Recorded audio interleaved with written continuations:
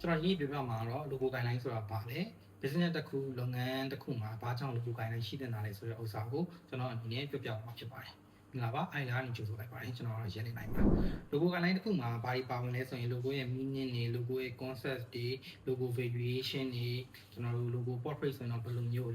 landscape ဆိုရင်တော့ဘယ်လိုမျိုးသုံးနေဆိုတဲ့ဥစ္စာမျိုးတွေပြီးမှ logo မှာသုံးထားတဲ့ color usage တွေ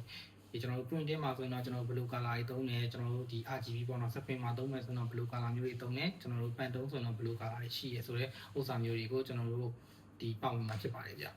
ကျွန်တော်တို့ font နေဆိုရင်လည်းဒီ logo ကဘယ်လို font နေသုံးတယ်ဒီ brand ကဒီ primary font အနေနဲ့ဘယ်လိုမျိုးတွေသုံးနေမြန်မာဘာ font ဆိုရင်တော့ဘယ်လိုမျိုး English font ဆိုရင်တော့ဘယ်လိုမျိုးသုံးနေဆိုတဲ့ဥစ္စာမျိုးတွေပေါဝင်မှာဖြစ်ပါတယ်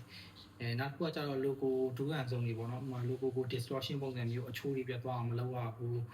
သုံးရင်းတဲ့ color waves တွေဆက်ပြီးတော့မသုံးအောင်ဆိုရဲဥစ္စာမျိုးတွေဒီပေါဝင်ပါတယ်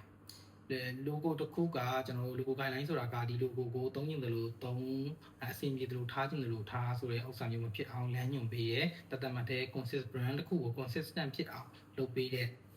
ဒီ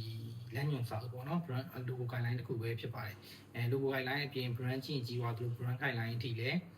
ရှိပါသေးတယ်ဗျဒီနေ့ပြောရမှာတော့ logo guideline အကြောင်းဆိုတော့ကျွန်တော် logo နဲ့ပတ်သက်တာလေးပဲပြောပြပါမယ်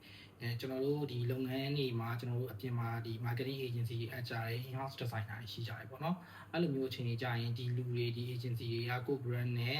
တသက်လုံးမခွဲမခွာပဲလုပ်ပေးမှာမဟုတ်တဲ့အတွက်ပေါ့နော်ကျွန်တော်တို့လူတွေပြောင်းသွားနိုင်တဲ့ agency တွေပြောင်းသွားနိုင်ပြီဖြစ်ပါတယ်အဲ့လိုမျိုးအချိန်ကြရင်ကို brand ရဲ့အသုံးပြုပုံတွေကို brand ရဲ့ flow တွေကိုကျွန်တော်တို့မပြောင်းသွားအောင်လို့ logo guideline ဆိုတာရှိတင်ပါတယ်ဒီ logo ကိုကျွန်တော်တို့ social media မှာဆိုရင်တော့ဘယ်နေရာမှာပဲဥပမာဘယ်ဘက်ထောက်မှာပဲအမြင်ထားတယ်ညာဘက်ထောက်မှာပဲအမြင်ထားတယ်ဘယ်လိုနောက်ခံမျိုးဆိုရင်တော့ဒီ logo ကလာဘယ်လိုအကြောင်းဖြစ်တဲ့နေဆိုတဲ့ဥစ္စာမျိုးတွေကို consistent ဖြစ်အောင်လူပြောင်းသွားတိုင်းမပြောင်းသွားအောင် agency တွေပြောင်းသွားတိုင်းကို brand ရဲ့ flow မပြောင်းသွားအောင်အသုံးပြုမှု things တွေမပြောင်းသွားအောင်လို့ logo guideline ကထားတာပဲဖြစ်ပါတယ်ဗျ